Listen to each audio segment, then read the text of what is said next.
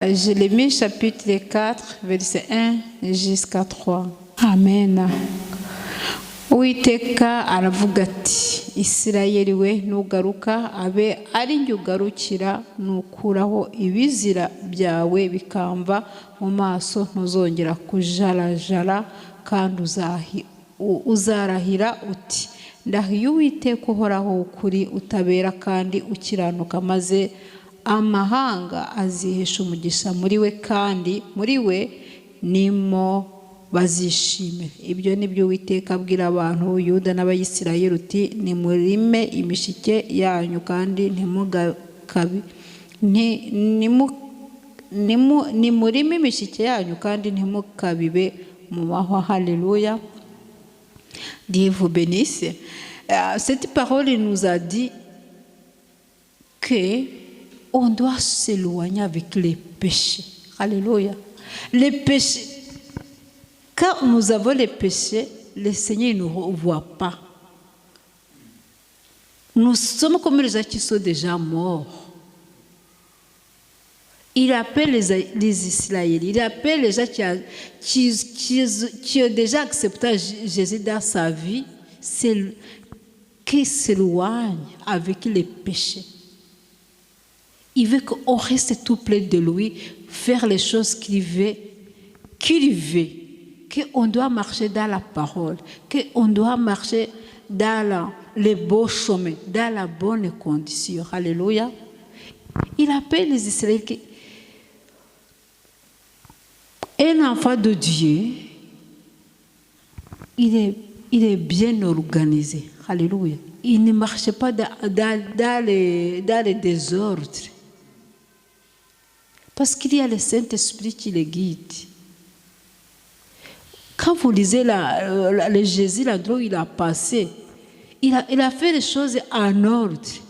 Même les gens, on disait, restez Jésus ici, on voit qu'on fait les miracles, on va faire que tu es quelqu'un bien. Il disait, non, je dois continuer les chemins que j'ai commencé, parce que je vois qu'il y a les autres personnes qui ont besoin de moi. Si vous avez bien compris, il faut que vous changez. Quelqu'un qui n'a pas encore accepté Jésus, qu'il le guide, qu'il t'utilise, tu es en désordre. Parce que c'est ta chair qui te guide. Ce n'est pas le Saint-Esprit qui te guide. Alléluia. C'est comme ça, les enfants de Dieu, quand ils vivent avec Jésus dans son cœur, c'est lui qui prend les volants. Il sait l'endroit qu'il doit t'amener. Alléluia. Dans la deuxième partie, on nous dit que si on vit avec Jésus, il y a un bonheur qui s'installe.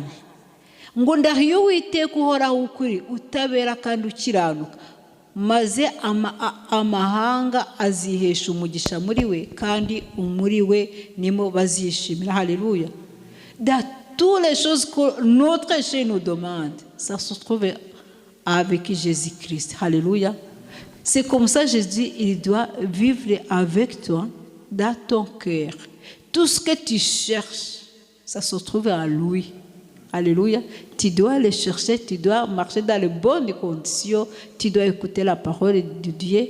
Tu laisses la parole pour te guider. Alléluia. Arrêtez que notre chair va nous guider.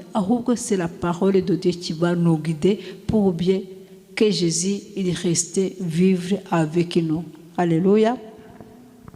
C'est ça la parole que je voulais partager, que quand on s'éloigne avec les péchés, Jésus s'installe en nous.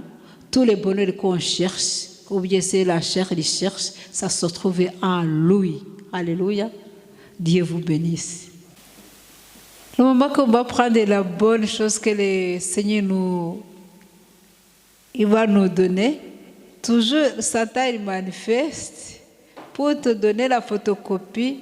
Le moment il a vu que tu vas avoir original, mais il va t'amener la photocopie. À ce moment-là, il faut être vigilant. le moment que nous avons la chair, le moment que nous sommes encore ici sur la terre, le combat est là. Le Satan, il est là. Il nous suit, comme vous disiez, partout.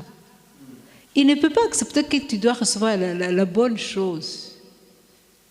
Il faut que toujours il va chercher le moyen pour qu'il va t'empêcher.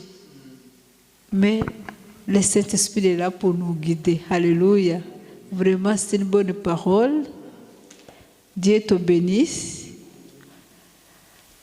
Ça, le Seigneur, on va rater. Comment on l'a accepté qu'il nous guide? Il ne nous lâche pas. Il ne nous lâche pas. C'est comme ça qu'il nous dit, éloignez-vous avec les péchés. Vous me laissez la place. La place qu'il cherche, c'est nos cœurs. Il va se cacher. Il n'y a plus personne. Tu peux le voir, sauf toi, comme tu disais, comme tu viens de dire. Il doit à l'intérieur. Déjà, on va connaître que tu vis avec Jésus, avec les fruits que tu présentes. Alléluia. Dieu vous bénisse.